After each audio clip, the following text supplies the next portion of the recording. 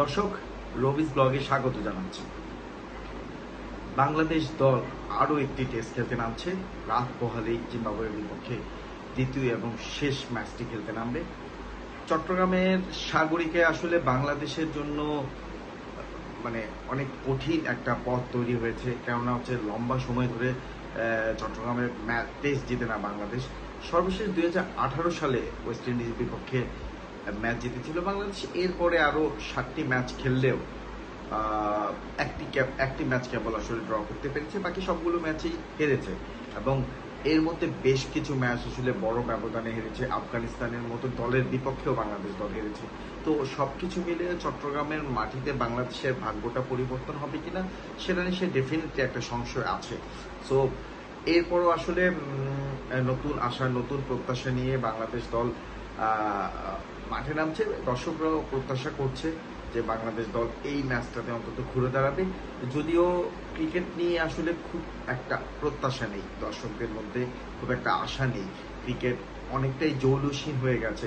এর মধ্যে মাঠের বাইরে অনেক কিছুই আলোচনা হচ্ছে। সেসব আলোচনা আসলে ক্রিকেটটাকে আসলে প্রশ্নবিদ্ধ করছে। ক্রিকেটের যেই ইমেজ সেটাকে আসলে প্রশ্নবিদ্ধ করছে। সো এসব কিছু নিয়ে আসলে আরও একটি টেস্ট, আরও একটি ম্যাচ বাংলাদেশ মাঠে নামছে। আগামীকাল সকাল 10টায় চট্টগ্রামের ভেন্যুতে বাংলাদেশ দল মাঠে নামবে।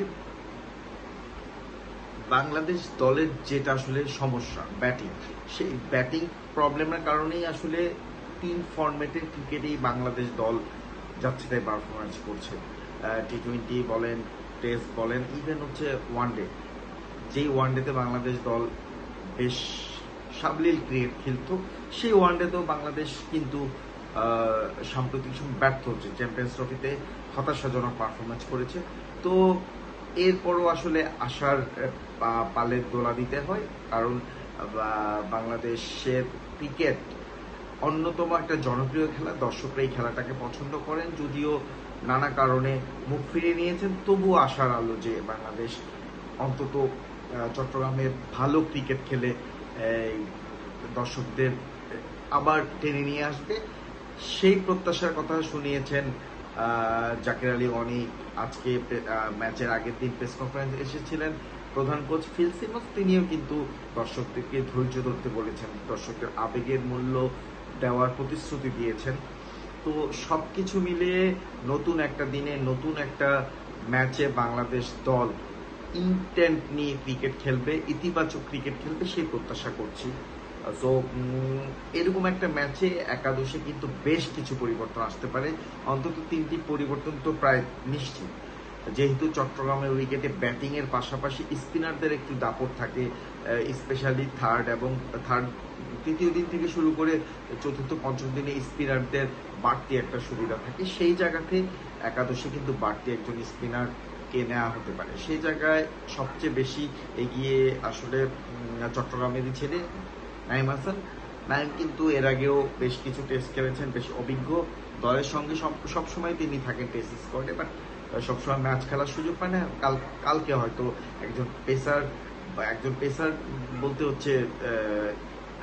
যে নাহিদ রানার বদলে হয়তো দেখা যাওয়ার জোর সম্ভাবনা আছে। নাহিদ রানার বদলে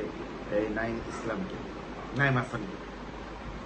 এর বাইরে আরও একটি পরিবর্তন হয়তো থাকতে পারে, যেহেতু যে খালেদ আহমেদ খুব ভালো একটা টাচে নেই। খালেদের মধ্যে হয়তো টেস্ট অভিষেক হয়ে যেতে পারে তানজিম হাসান সাকিবের। সাকিব ওয়ানডে বলেন, টি-20 বলেন, 2 ফরম্যাটেই সীমিত, পারে 2 ফরম্যাটে কিন্তু খুব ভালো ক্রিকেট খেলছে। সেই জায়গায় তাকে একটা সুযোগ তার হতেই পারে। তো আজকেও তাকে চট্টগ্রামে অনেক অনুশীলন করতে দেখা গেছে এবং খুব পজিটিভ বোঝা যায় যে ম্যাচ খেলার জন্য তিনি প্রস্তুত। সিমন্সও প্রেস কনফারেন্সে তার প্রশংসা করেছেন এবং জানিয়েছেন যে 3 ফরম্যাটের জন্য আসলে তানজিম হাসান সাকিব প্রস্তুত আছেন। তো তার কথাবার্তাতে মনে হচ্ছে আসলে বাংলাদেশের টেস্ট ফরম্যাটে অভিষেক হওয়ার জোর সম্ভাবনা রয়েছে সাকিবের। সো এই যে পরিবর্তন, এই পরিবর্তন পরও কিন্তু বাংলাদেশের মূল ফোকাস পয়েন্ট থাকা উচিত batting order, batting line up এবং ব্যাটিংয়ে ফোকাস করা। ওপেনিং পেয়ারে লম্বা সময় ধরে বড় রান হয় না, 2 ওপেনারে কেউই আসলে সেঞ্চুরি করতে পারছেন না। সাদমানের ফর্মও সেই অর্থে নেই। মাহমুদুল হাসানের ফর্ম তো নেই একেবারে। মাহমুদুল হাসান বলতে বলছিলাম যে এনামুল হক বিজয়ের চান্স পাবেন, তো এনামুল এবং সাদমান যদি ওপেনিং করেন তো খুব তাদের কাছ থেকে বড় একটা পার্টনারশিপ প্রত্যাশা করাই যায়। তো তারপরে যারা আছেন মমিনুল হক, নাজমুল হাসান শান্ত, মুশফিকুর রহিম এবং জাকের আলী অনেক, এই যে মিডল অর্ডার লাইন আপ, এই লাইন আপটা কিন্তু খুব ভাইটাল রোল প্লে করতে হবে। বিশেষ করে নাজমুল হাসান শান্ত, মমিনুল হক এবং মুশফিকুর রহিম, এই তিন ব্যাটসম্যানকে যদি পজিটিভ এই তিন ব্যাটসম্যান যদি পজিটিভ খেলতে ব্যর্থ হন তাহলে কিন্তু বাংলাদেশ বিপদে পড়ে যাবে। সো এর বাইরে আছে মেহেদী হাসান মিরাজ, তিনি কিন্তু ব্যাটিংটাও ভালো করেন, কিন্তু লাস্ট টেস্টে তার ব্যাটিংটা একেবারে ভালো হয়নি। তো তার কাছ থেকে আসলে ব্যাটিং মানে ব্যাট হাতে তার কাছ থেকেও রান আসতে হবে। বোলিংয়ে একেবারে খারাপ করেনি, সিলেট টেস্টে 2 ইনিংসে 5 উইকেট নিয়েছেন।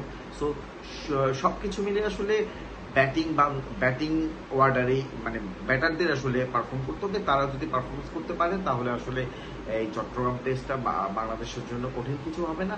সেই প্রত্যাশাই দর্শকরা, সেই প্রত্যাশা আমার, এবং আমি শিওর যে আপনারা যারা দেখছেন তাদেরও আসলে সেই প্রত্যাশা। ভালো থাকবেন, সুস্থ থাকবেন, রবিস ব্লগের সাথে সব সময় থাকবেন। ধন্যবাদ।